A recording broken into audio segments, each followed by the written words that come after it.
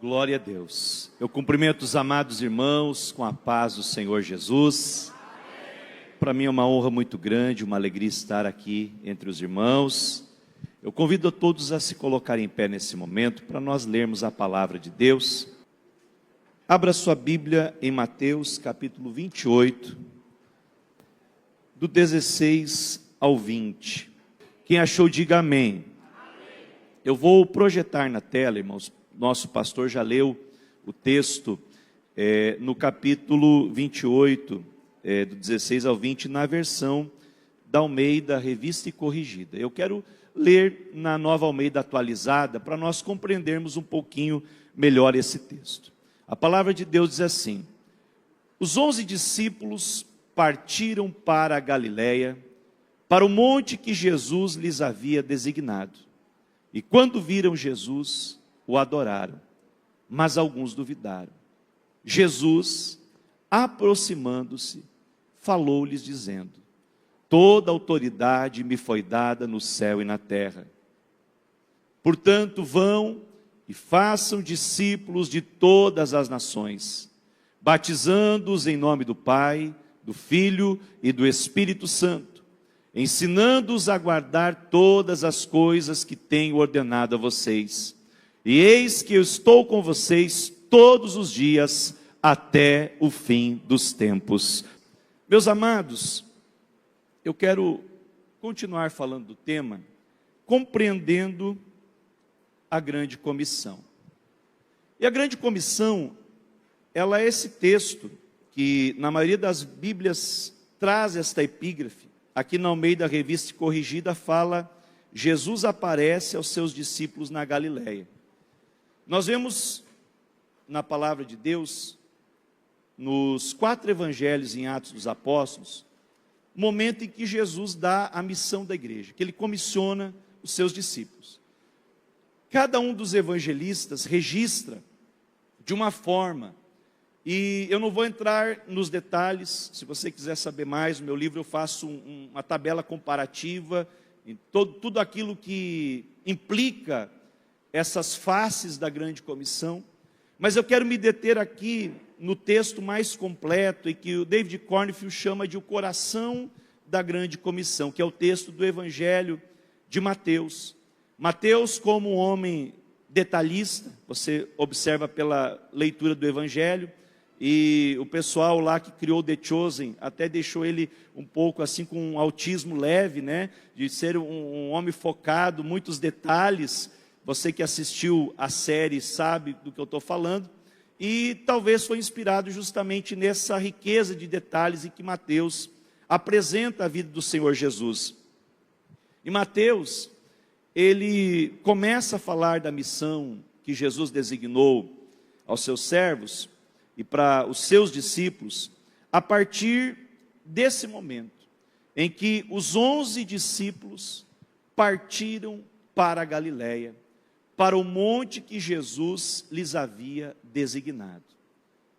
Irmãos, é muito interessante que Jesus, ele orou, ele organizou, ele previu, ele selecionou de forma intencional 12 homens. E confirmou com o Pai uma noite inteira de oração para chamar aqueles que ele quis, para estarem com ele, para pregar o Evangelho. Ele deu autoridade para eles. Entre eles estava Judas, e era necessário também que fosse escolhido Judas, para que a palavra de Deus se cumprisse. Então imagine você, o Rei dos Reis, o Senhor dos Senhores, agora em forma humana, mas não isolado da sua divindade. Ele escolheu 12 homens. 12, dentro da cultura judaica, é um número completo. Você observa as 12 tribos, você observa os 12 discípulos, várias vezes que a palavra de Deus fala do número 12. O 12, ele simboliza uma plenitude, uma completude. Mas Mateus começa a relatar que os 11 discípulos partiram. E aqui, meus irmãos, tem uma coisa interessante, porque 11 significa que está faltando algo, que está incompleto, que parece que aparentemente algo não deu certo, porque Jesus escolheu 12 e um se perdeu. Mas na verdade, meus irmãos, nós temos que entender que para Deus não é necessário que as coisas estejam favoráveis, não é necessário que tudo esteja perfeito, que o número seja completo, mas Deus, Ele trabalha com aqueles que estão dispostos, Deus trabalha com aqueles que são fiéis. E isso vem registrado para nós entendermos que dentro da nossa necessidade, das nossas crises, dos nossos problemas, nós não precisamos ficar preocupados se alguém nos deixou, se alguém nos abandonou, se no meio do ministério que nós desenvolvemos e investimos tempo e vida em alguém, essa pessoa não seguiu, porque Deus sempre tem aqueles que vão continuar a obra que Ele colocou nas nossas mãos quando fazemos discípulos. E a base da grande comissão é que esses 11 eram 11 discípulos. Nós não podemos fazer discípulos, nós não conseguimos cumprir a obra que Jesus nos deu, se nós primeiro não formos discípulos. O ser vem antes do fazer. Eu não posso fazer aquilo que eu não sou, então a grande comissão está baseada no fato de que discípulos fazem discípulos, discípulos multiplicam. Eu fiquei muito feliz quando eu vi aqui o relato da nossa irmã, e sempre ali a palavra discípulos, discipulado. Por quê? Porque é isso que Jesus nos comissionou. Ele nos mandou para fazer discípulos, mas primeiro nós precisamos viver como verdadeiros discípulos de Jesus. Esses discípulos, eles foram treinados por Cristo. Eles passaram no ministério público pelo menos 18 meses, e naquele momento mais próximo de Jesus, pelo menos mais 18 meses, em que Jesus dedicou mais tempo para eles. Eles foram treinados pelo próprio Cristo. Mas a Bíblia diz que Jesus avisou a eles que fossem para a Galileia. Deu a localização. Se fosse hoje, mandava a localização no zap e dizer: é aqui que eu vou me encontrar com vocês. E eles andaram, meus irmãos, 144 quilômetros aproximadamente, para chegar aonde Jesus havia mandado. E depois tiveram que voltar para Jerusalém mais 144 quilômetros, porque a morte e a ressurreição de Jesus foi do lado de fora da cidade de Jerusalém. E também a ascensão de Jesus aos céus foi em Jerusalém. Então, por que Jesus mandou eles saírem de Jerusalém para a Galileia? E aqui, meus irmãos, entre tantas coisas que nós podemos observar nesse texto, eu lembro de um ditado que a minha avó dizia, que no andar da carruagem ou da carroça, as abóboras se ajeitam. Eles precisavam resolver os seus problemas internos, eles precisavam aprender a caminhar juntos sem ter a figura de Jesus ali fisicamente. Porque quando Jesus estava, Jesus apaziguava, Jesus pacificava, Jesus instruía. Mas agora precisavam se levantar líderes. Jesus, ele investiu pouco tempo, ou proporcionalmente do seu ministério, talvez 1/3 para as multidões, mas 2/3 do seu ministério ele investiu para fazer discípulos. Então Jesus, ele sabia que não poderia usar a metodologia de simplesmente trabalhar com as multidões, porque as multidões, elas são volúveis. A multidão aclamou Jesus na entrada triunfal em Jerusalém, mas lá quando Jesus foi crucificado, talvez muitas daquelas pessoas da mesma multidão estavam gritando: crucificam, crucificam. Por quê? Porque a sua opinião foi mudada. A opinião pública, ela é mudada. A voz do povo não é a voz de Deus. Então Jesus sabia que para que a sua obra andasse, ele precisaria investir em homens que discipulariam as multidões. E para isso ele deu a sua vida para discipular esses homens. Jesus morreu na cruz para perdoar toda a humanidade, mas a sua vida aqui na terra, ele dedicou o seu ministério investindo em pessoas que multiplicariam, que formariam outros discípulos. E ele não poderia deixar que eles continuassem com aquela briga por poder, aquele desejo de um ser melhor do que o outro, de um querer status e posição, estar do lado direito e esquerdo de Jesus, de ser o chefe entre todos. No capítulo 13 de João, Jesus lavou os pés deles para dar o exemplo, mas porque ninguém também se atreveu a pegar a bacia, a toalha que estava ali à disposição. Todos eles queriam ser servidos, mas nenhum deles queria servir. E Jesus então permite que eles caminhem juntos. E no caminho, meus irmãos, é que nós vamos fazer discípulos, caminhando junto com as pessoas. É no caminhar junto que o ferro vai afiando o ferro, que as coisas vão se ajeitando. Então nós precisamos caminhar juntos em Cristo, não desprezar o nosso irmão, mas caminhar com ele, para que nós venhamos se entender, porque o nosso alvo é o mesmo, é ver Jesus glorificado. Eles partiram para Galileia, para esse monte que Jesus havia designado. E é interessante que ao chegar lá, quando eles viram Jesus, eles o adoraram. Alguns adoraram, mas alguns duvidaram. Veja, meus irmãos, que coisa interessante, para estar escrito na Bíblia, que Mateus poderia ter omitido essa parte, para deixar um relato mais bonito dos discípulos.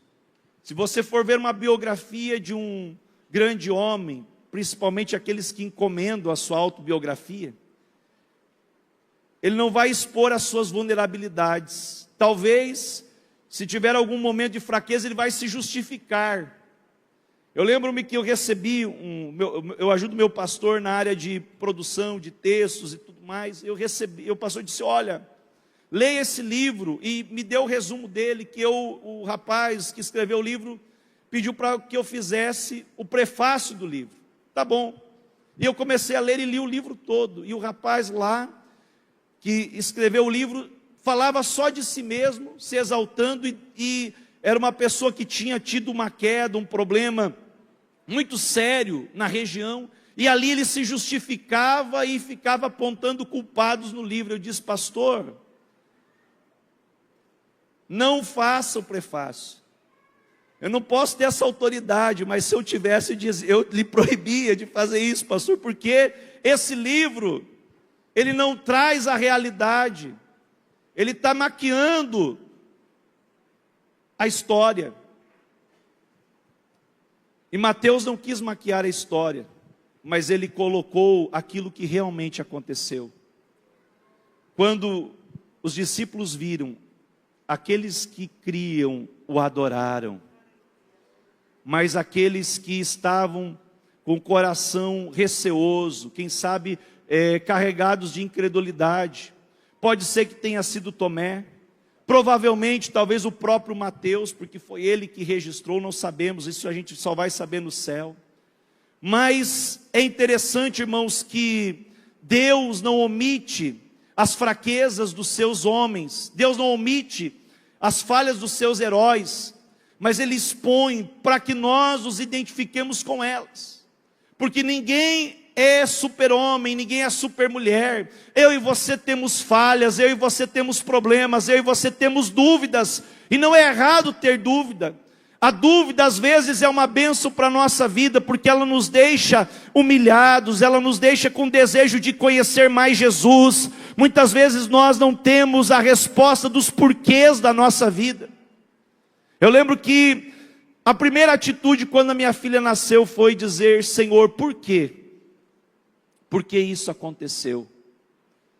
Por quê? Por quê? O que a gente fez de errado, Senhor?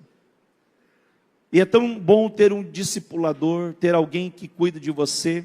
Naquele dia eu fiquei sentado no carro na frente da maternidade, chorando, e um misto de sentimentos envolveu meu coração. Sentimentos de alegria, foi um dia muito alegre, mas ao mesmo tempo muito triste, muito carregado de preocupação. E eu fui então Fiquei uma hora lá, todo mundo ligando, mandando mensagem, e aí como é que foi o parto, pedindo notícias, e eu não sabia o que dizer. Eu disse, eu vou procurar o meu pastor, o meu discipulador. Eu fui até na casa dele, graças a Deus ele viaja muito dentro do estado, mas aquele dia ele estava em casa. E eu abri o meu coração para o meu pastor. E ele disse assim, meu filho, vem cá. Ele me deu um abraço. E aquele abraço começou a curar meu coração. E ele disse assim, fica tranquilo que eu vou te ajudar, eu estou do teu lado, vou te ajudar a carregar essa cruz. Vou te ajudar a vocês terem condições, essa criança vai ser uma bênção. Nós não sabíamos nada do que ela tinha, os diagnósticos, não tinha, mas a gente sabia das deficiências que apareceram na hora do parto, porque antes a gente não tinha constatado. E aí então, ele disse, olha, tem alguns anjos que Deus coloca na nossa vida para cuidar de nós, eles são invisíveis. Mas tem anjos visíveis que Deus coloca na nossa vida para nós cuidarmos deles. E vocês ganharam uma missão. E Deus vai ajudar vocês a cuidar dessa criança. E orou por mim. Ele e a irmã Maria Helena colocaram as mãos sobre mim e oraram por mim. Naquele momento, irmão, saiu toda a angústia, toda a preocupação, toda a ansiedade. Eu disse, Senhor, agora as dúvidas estão nas tuas mãos. Eu vou fazer aquilo que tiver que fazer. Mas essas dúvidas é com o Senhor. Quando o Senhor quiser me revelar, me revela. As coisas encobertas são para o Senhor nosso Deus, mas as reveladas são para nós e para os nossos filhos para sempre. E eu entreguei o fardo nas mãos do Senhor, para a glória do nome de Jesus, porque Ele é especialista em tirar a angústia, a dúvida do nosso coração. No momento das tuas crises e das minhas crises, Deus não entra em crise, Ele está ali do nosso lado, para nos ajudar a sair da crise. Aleluia, Ele não te despreza se você tem dúvidas. Olha que coisa linda, meus irmãos, que a Bíblia diz que Jesus, aproximando-se, falou-lhes. Jesus se aproximou daqueles que adoraram. Jesus se aproximou daqueles que creram. Mas Jesus se aproximou daqueles que duvidaram. Porque as tuas dúvidas não intimidam o Senhor. O Senhor, Ele anda contigo. Ele está no meio das tuas tempestades, das tuas lutas, para te conduzir pelas mãos. Porque Ele te ama e Ele cuida de ti. Aleluia. Ele não te despreza no meio da tua fraqueza. Talvez você pense, a minha chamada acabou. Talvez você pense, a minha família acabou, a minha história acabou, o meu ministério acabou. Saiba de uma coisa, Deus é especialista em ressuscitar. Deus é especialista em fazer algo novo. Aleluia. Mesmo aqueles que duvidaram, Jesus se aproximou deles e disse, toda autoridade me foi dada no céu e na terra.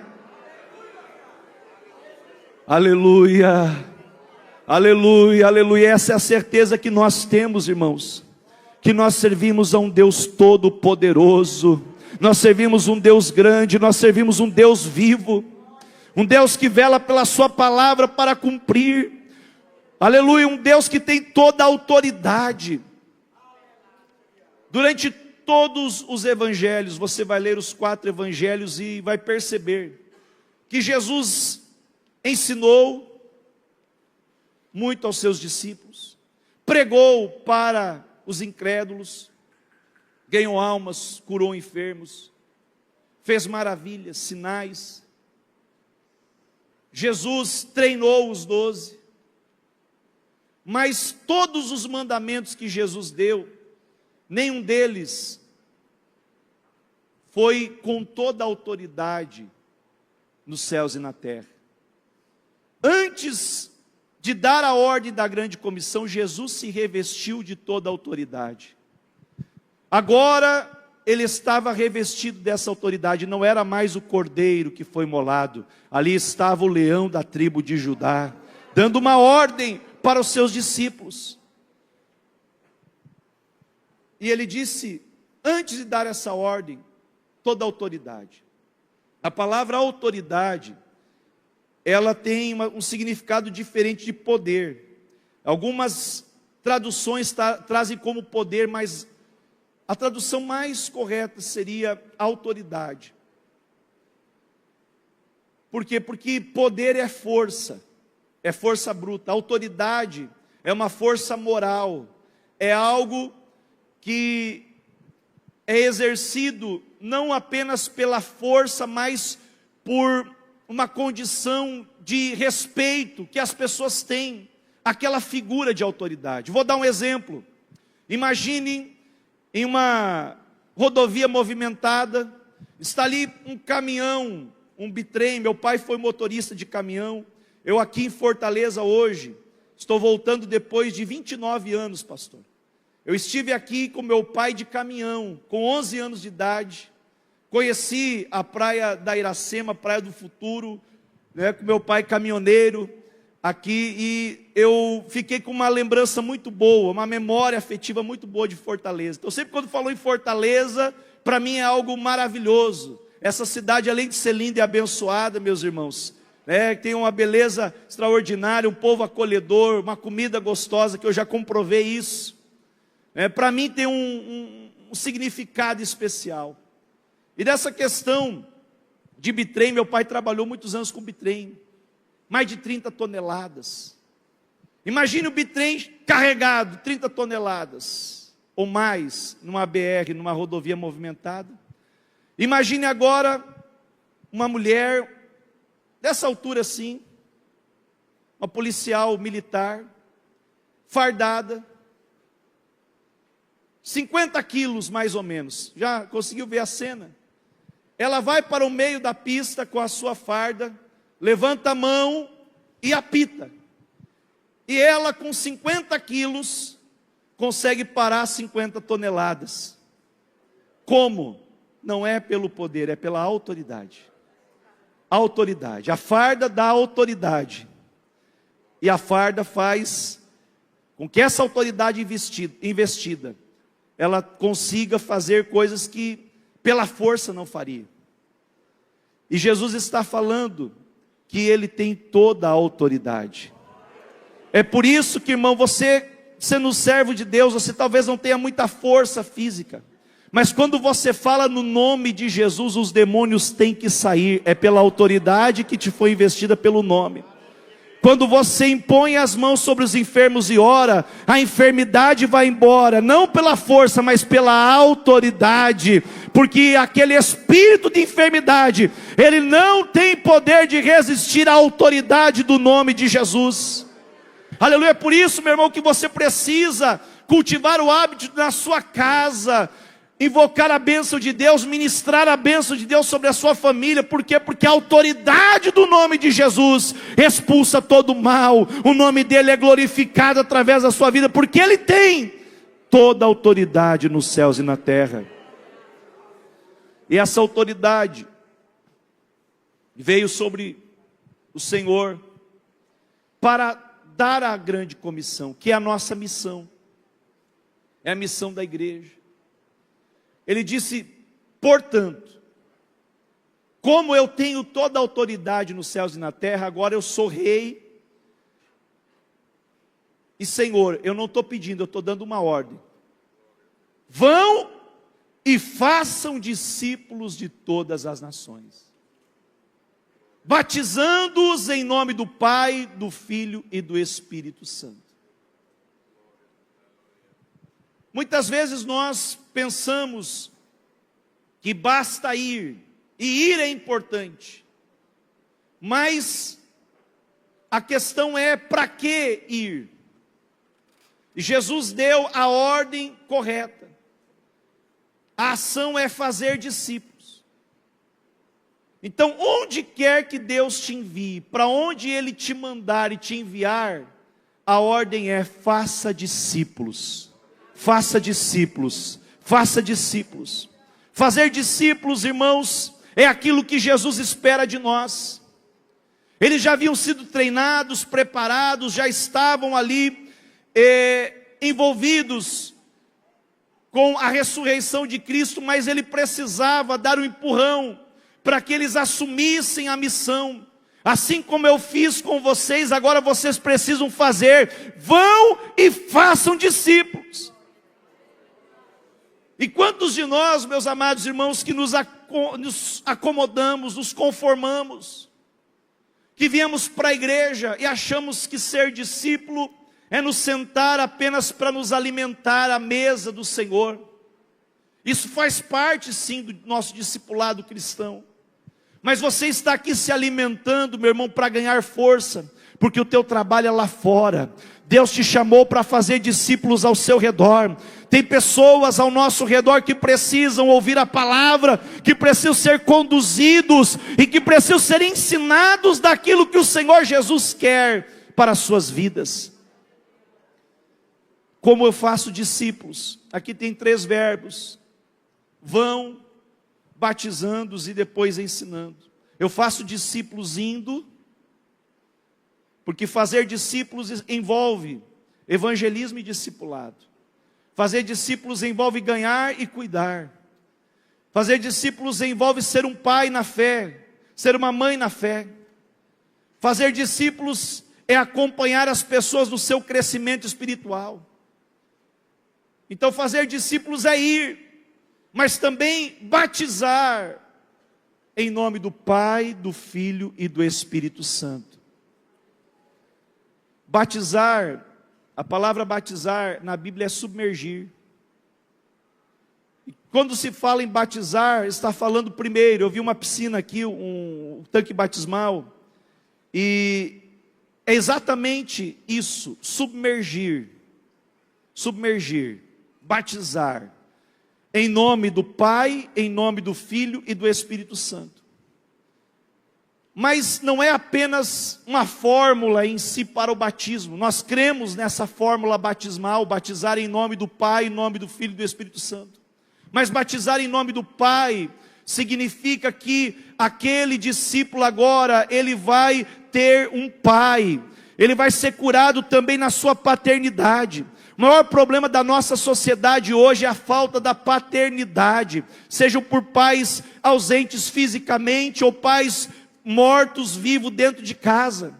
Então a falta de paternidade muitas vezes faz com que nós, nos dias de hoje, venhamos distorcer a visão de Deus como Pai. Fica uma visão distorcida. E quando eu falo em batizar em nome do Pai, eu estou falando que Deus é o nosso Pai. Essa paternidade precisa ser curada, restaurada. Eu tenho que ter a mentalidade que Deus é o meu Pai perfeito, por mais que o meu pai teve defeitos, mas o Senhor é o meu Pai, e eu tenho relacionamento com Ele, eu sou seu filho amado, e Ele tem prazer em mim.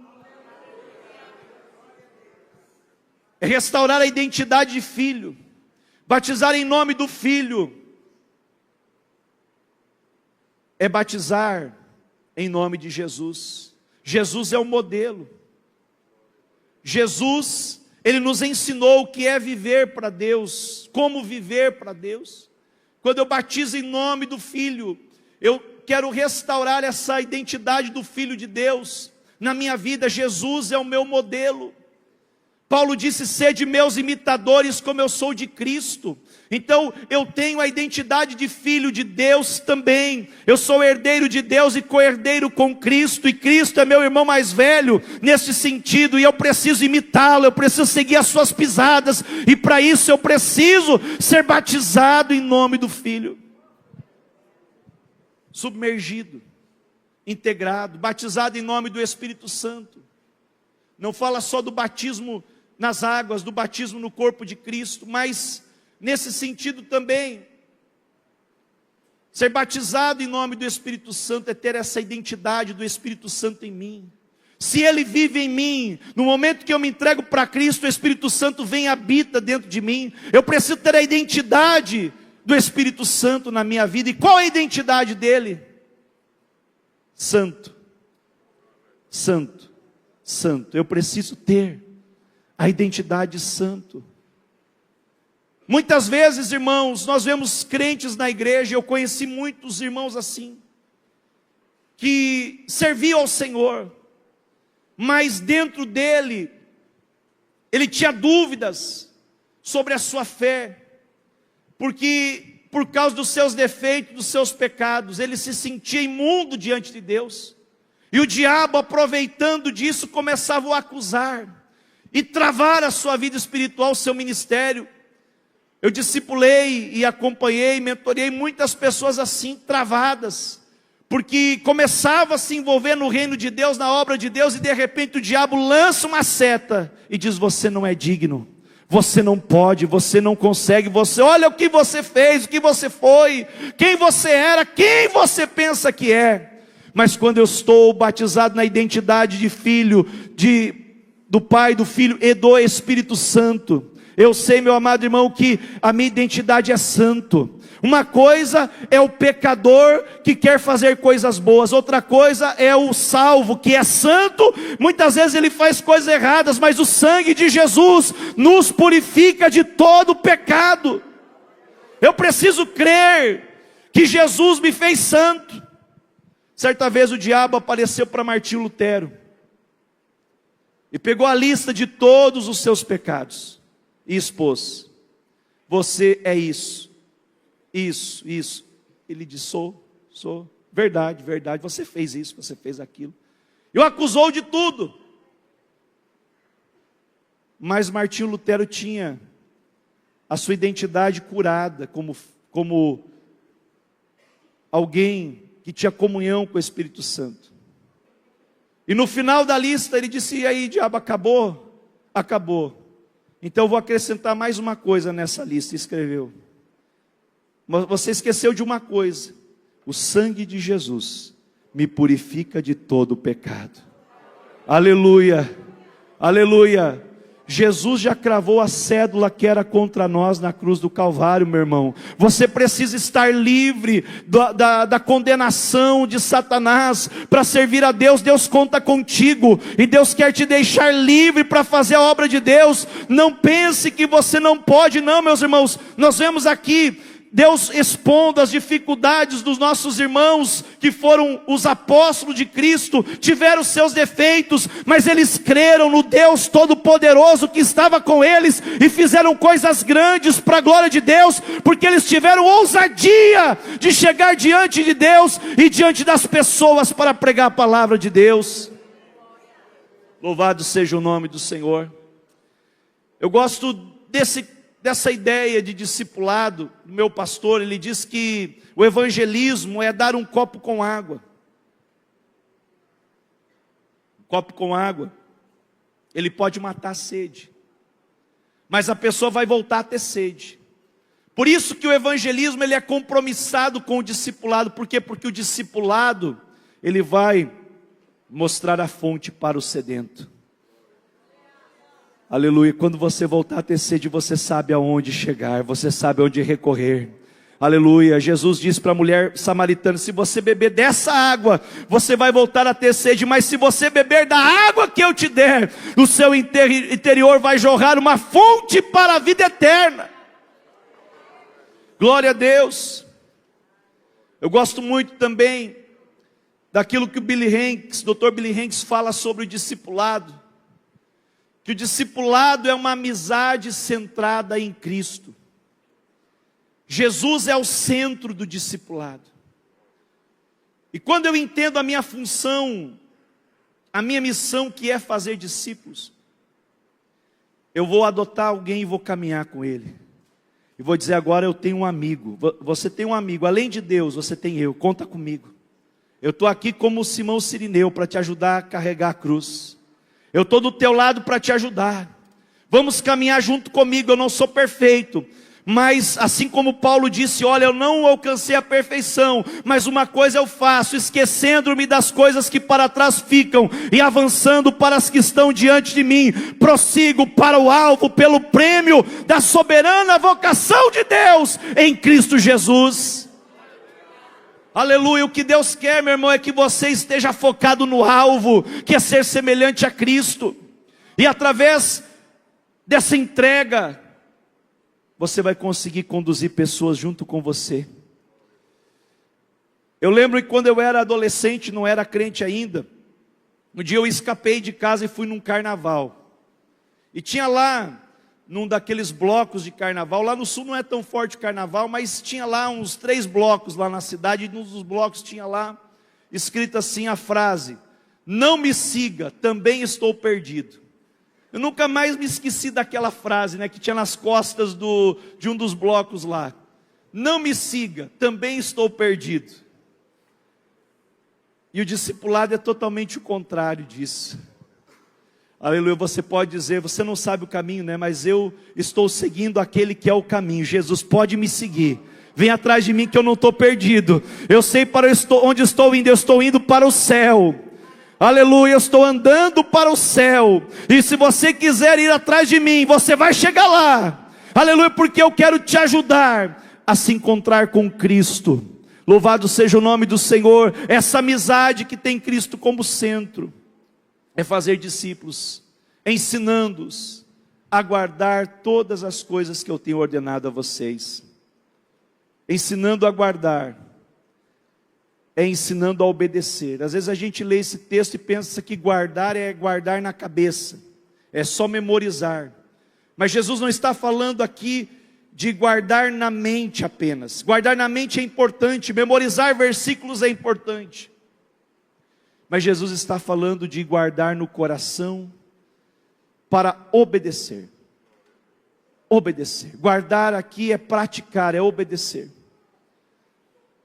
Você lembra o que diz a Bíblia, lá quando fala dos alicerces? Aquele homem que não ouviu a palavra de Deus, ele construiu a sua casa sobre areia, amém? Amém? Não amém, irmão.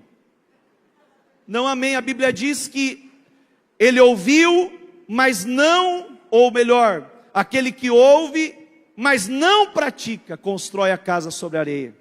Então não é questão de ouvir ou não ouvir a palavra, é questão de praticar. Se você não pratica, você está construindo a tua vida espiritual sobre areia. Mas se você ouve a palavra e pratica, você está construindo sobre a rocha e nada pode abalar a tua vida espiritual. Aleluia. Ensinar a guardar todas as coisas que eu tenho ordenado a vocês. Eu quero concluir com essa promessa de Jesus. Ele sabia que a obra seria difícil, a perseguição seria grande. A nossa missionária que está lá em Moçambique, tem momentos tensos, momentos difíceis e perseguição aos cristãos. Imagine no primeiro século, imagine aqueles judeus tradicionais, a religião, como estavam perseguindo os cristãos. Se fossem olhar para as circunstâncias, os discípulos iriam desistir. Mas tinha uma promessa: vão e façam discípulos, porque eu estou com vocês todos os dias, todos os dias, todos os dias, até o fim dos tempos. Meu irmão, saiba de uma coisa, é possível você ser alguém cheio do Espírito Santo, você ser um instrumento de Deus, não por causa da tua força, mas por causa da autoridade dEle, e porque Ele está com você todos os dias, até o fim dos tempos. Se coloque em pé.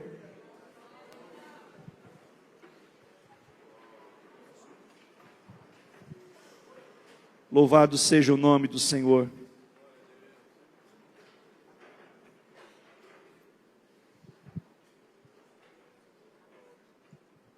Amados irmãos, nós entendemos que a grande comissão, essa ordem de Jesus para ganharmos almas, para fazermos discípulos, é a responsabilidade de cada um de nós. Se você for discípulo, você precisa fazer discípulos, é natural. Agora, se você não faz discípulos, você precisa se perguntar: será que eu sou um verdadeiro discípulo?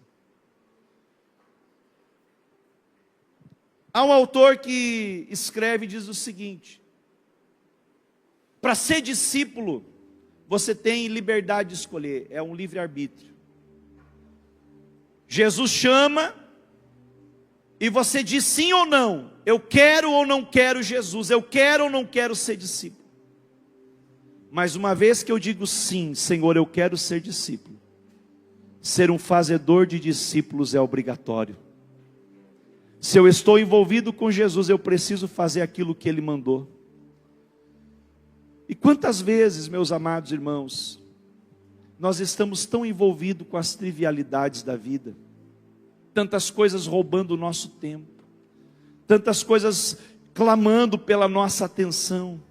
Hoje nós não vivemos mais sem isso aqui, mas muitos de nós estão mergulhados nisso aqui, não conseguem olhar ao seu redor e ver o gemido das almas, o clamor de pessoas que estão do nosso lado, precisando de uma palavra de esperança, e não só uma palavra, precisando de alguém para caminhar com ele, dizer: olha, vem comigo que eu quero te levar para o céu. Se nós falharmos nisso, nós falhamos na maioria dos mandamentos. Porque como eu vou amar o próximo se eu não estou disposto a entregar o meu tempo, a minha disposição, a minha vida para alguém, para vê-lo semelhante a Jesus? E se eu não amo o meu próximo como a mim mesmo, como eu amo a Deus? O apóstolo disse: como eu posso dizer que eu amo a Deus que eu não o vejo, se eu não amo o meu irmão que eu vejo? E essas pessoas que precisam de nós estão ao nosso redor, estão clamando, estão esperando por nós. Nessa noite você vai sair daqui abençoado, irmão, amém? Mas a minha oração é que você saia também um pouco incomodado, que o Espírito Santo trabalhe no teu coração e diga assim a você: eu vou colocar pessoas no teu caminho, para você cuidar delas, para você fazer discípulos. Quem sabe você já está fazendo discípulos, glória a Deus, Deus vai te dar graça para continuar fazendo discípulos. Eu quero orar por você, meu irmão, que deseja hoje fazer um propósito diante de Deus, dizer: Senhor, eu quero amar mais as vidas que estão perdidas. Eu estou contribuindo para a obra missionária, estou orando pela obra missionária, mas só isso não basta. Eu preciso ser um missionário onde eu estou. Você talvez não vai conseguir mudar o mundo, mas você vai poder, através da autoridade de Cristo, mudar o teu mundo, o mundo ao teu redor. Se você crê nisso, se você quer se colocar à disposição de Deus, levante uma de suas mãos. Eu quero orar pela sua vida. Feche os seus olhos, incline a sua cabeça. Diga: Senhor Jesus, eu quero ser um discipulador, eu quero fazer discípulos. Eu quero ganhar vidas, eu quero cuidar de vidas. Amado Deus e bendito Pai Celestial, eu me coloco diante de Ti juntamente com a Tua igreja amada, os Teus servos e as Tuas servas que vieram esta noite ao templo para Te adorar, Senhor. Os testemunhos nos confrontaram sobre o valor do nosso cristianismo, a nossa qualidade como discípulo. A Tua palavra, Senhor, nos confronta nessa noite. Pai querido, faz de nós verdadeiros discípulos, discipuladores. Não deixa eu me conformar, Senhor, um estado de letargia. Não deixa eu ser um crente de banco. Eu quero ser um discipulador, um ganhador de almas, Pai. Alguém que ganha vidas e cuida de vidas. Eu oro juntamente com os Teus filhos e as Tuas filhas, Senhor, nesta noite. E eu te peço, Senhor Jesus, derrama da Tua graça, derrama do Teu poder. Que o Teu Espírito Santo venha soprar, aleluia, como vento impetuoso, e nos impulsionar para ganhar vidas para o Teu reino, para fazer discípulos de todas as nações. Meu Deus, para olharmos ao nosso redor e vermos as pessoas que estão perdidas como campos brancos para a ceifa. Senhor, abre a nossa visão espiritual. Meu Deus, eu te peço, enche esse Teu servo do Teu Espírito, da Tua graça, capacita com o Teu poder, com a Tua glória, e venha, meu Deus amado, usá-lo como um poderoso instrumento nas Tuas mãos. Que nós possamos, Senhor, fazer a Tua obra nesta cidade, e onde o Senhor nos enviar para a Tua glória. Pai Santo, eu oro pela vida de cada irmão e cada irmã aqui nesta noite. e declara a tua bênção sobre eles na autoridade do nome de Jesus. Você que crê, diga amém. Dê um abraço no seu irmão e diga para ele: vamos fazer discípulos. Eu estou do teu lado para te ajudar. Vamos fazer discípulos em nome de Jesus.